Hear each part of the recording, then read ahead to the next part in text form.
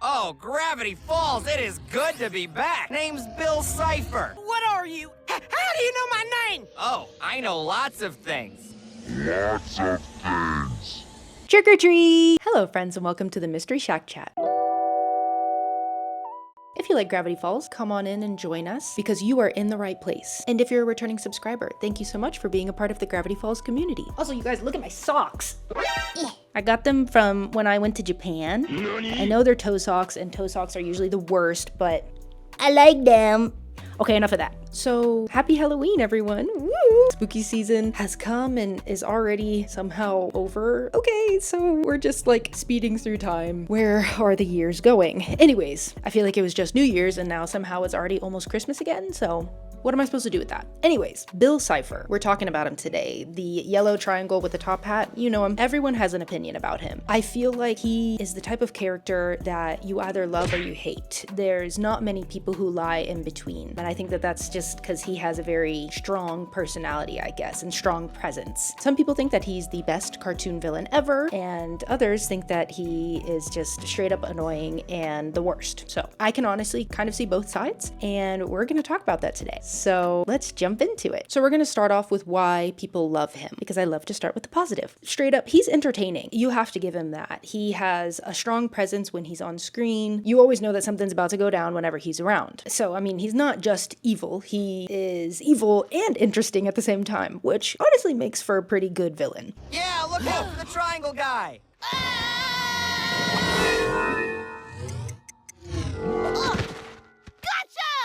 Wait. I think that also something that makes him kind of interesting is his character design, actually. The producer of the show, Alex Hirsch, who is actually also his voice actor, little fun fact for you, he wanted his character design to be a mix of an old-timey used car salesman with Lucifer. So I feel like, honestly, it makes complete sense. Like, you definitely get those vibes from him. Like, that man is trying to sell me a janky car. He definitely gives me, like, the dad from Matilda vibes, you know? It's like, I don't trust you. I shouldn't trust you. 120,000 miles on her. Transmission shot. Bumpers have fallen off. What do I do with her? I sell her. But you make it sound very tempting and like it's worth my time. So he's just good at manipulating you and getting in your head, and at the very least, it is entertaining. As a watcher, probably not as the person who is being manipulated. Another thing about Bill is that he is confident, and I think he very much enjoys being the villain.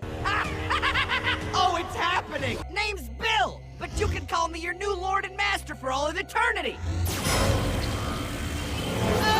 He knows who he is and he sticks with it. He sticks to his guns. I feel like it reminds me of Megamind. Just when he decides, you know what, like, it's too hard for me to try and be good. I'm just gonna be the best villain that I can be because everyone sees me as a villain anyway, so I might as well be the villain. So he plays the part extremely well. And I'll just note, I'm aware that that's not like a great comparison necessarily because Megamind actually like had a good heart at the end of things and was trying to like do the right thing, whereas Bill is like truly a villain, like through and through. It's not like a direct comparison. I think at the time I was just thinking like he is the villain, like, and he loves being evil, I guess, you know. So I think that's where my mind was going when I was talking about that. And that's also something that I wanted to note is that Bill, his character is almost like a symbol for unchecked curiosity. He somehow showcases the character's flaws, like the ones who make a deal with him. For instance, like Gideon, of course, Lil Gideon is the one who summons him, brings him into being, which, love that for Gravity Falls. And I take it you're some kind of living ventriloquist dummy? I'm just kidding. I know who you are, Gideon. So it kind of showcases Gideon's greed, you know. He just has to take down the Pines family. He has to take down Stan and get the deed to the Mystery Shack. Very Plankton of him. Or like Dipper's obsession with controlling things. Or Ford's obsession with discovery and trying to find the truth. He's almost bringing to light some of these flaws that the characters have because each one of them, you know, kind of makes a deal with him or whatever, or works with him to get what they want. But of course, it's at a cost. So that's something that I find interesting. It's like very much make a deal with the devil and you think you're getting what you want and then, well, then you turn into a frog. Trying to take the shortcut is not always the way that you want to go to get what you want. Most often times it should not be the way that you go, especially to something good. So that's my little piece of unsolicited advice to you all.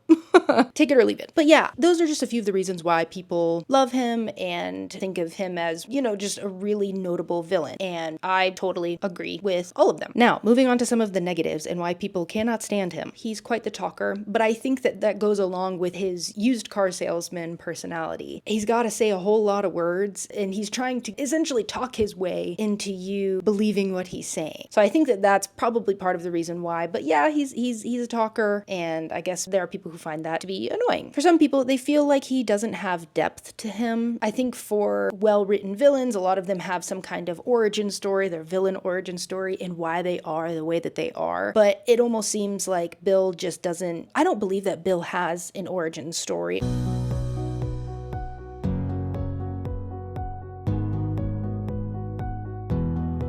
So you don't necessarily know why he does what he does, and it kind of just seems like he just wants chaos just to have chaos. For 1 trillion years, I've been trapped in my own decaying dimension, waiting for a new universe to call my own. Maybe it makes him seem shallow as a villain, but also maybe that's how it's supposed to be. Like, also, with having those origin stories for villains, it almost humanizes them, but I don't think that's the point of Bill. He's supposed to be a demon, essentially. So it's like, maybe there's not a reason to it, and he's just trying to make destruction happen. Time we do a little redecorating. I could really use a castle of some kind. And how about some bubbles of pure madness? I reign supreme. Welcome one and all to Weird Mageddon. So I can see that point, you know, maybe thinking he's just a shallow villain, but you know. And then something that I do very much agree with is that he is just unsettling. He's creepy, but not in the conventional, scary, spooky way. He uses manipulation and psychological warfare against people. Hey, look what I can do. Deer teeth, for you, kid. You're insane! Sure I am. What's your point? How about instead I shuffle the functions of every hole in your face?